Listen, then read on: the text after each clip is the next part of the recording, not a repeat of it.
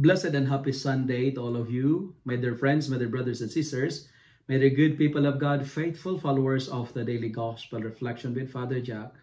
My dear kababayans, today is August 25th, 2024, and today is the 21st Sunday in Ordinary Time, Year B. Our Gospel for today is from the beautiful and the wonderful account of the Gospel of John, chapter 6, verses 60 to 69. Our readings for this Sunday is asking, challenging, and inviting us to make a personal decision to follow the Lord. We are invited to make a personal decision because I firmly believe life is a series of daily choices for God or against God, to reject God or to accept Him, to refuse to the truth or to embrace the truth. In our first reading for today, we heard Joshua assembled all the tribes of Israel, asking them to make a choice. Whom do you serve? Joshua asks, the Lord or the other gods? Like Joshua, even in our difficult moments, even in the most depressing situation of our life, even in the most challenging situation of our faith, choose to follow the Lord. Because our responsorial psalm is telling us today, taste and see the goodness of the Lord. My dear friends, choose to follow the Lord.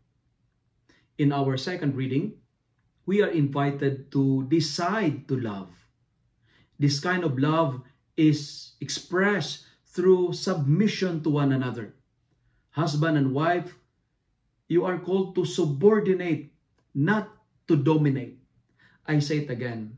Husband and wife, you are called to subordinate, not to dominate each other.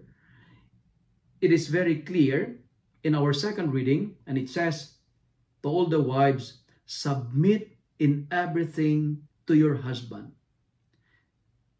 This does not mean that when you submit to your husband, you become a lesser being. Submission is not yielding to your husband's will, but it is embracing the order, the commandment of Christ. You must submit because of Jesus. And husbands who are listening to this reflection, it does not mean that when your wife is submitting to you, it does not mean that you are the boss. But you do it because of Jesus. Because I firmly believe a good husband makes a good wife.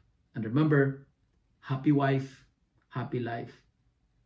Never make your own version of the gospel. Why? Because sometimes nowadays, it is the husband who subordinate to their wives. It is the other way around. That's why I told you, never make your own version of the gospel. Husband, love your wife as you love yourself. Your wife is not your slave. So you have to respect and you have to maintain the dignity and the sanctity of married life by serving each other. You are not the boss. Both of you are servants.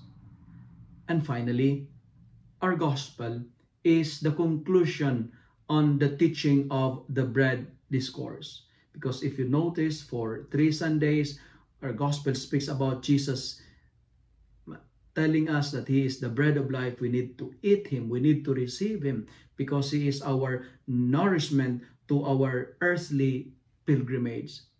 And after hearing Jesus' teaching in today's gospel, many of His followers abandoned Him, left Him, because they find it hard, they find it difficult to accept.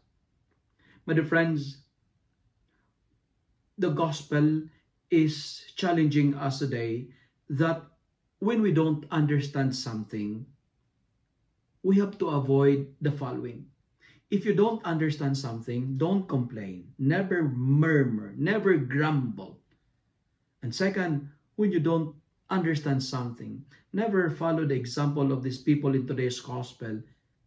they walk out. Don't run away.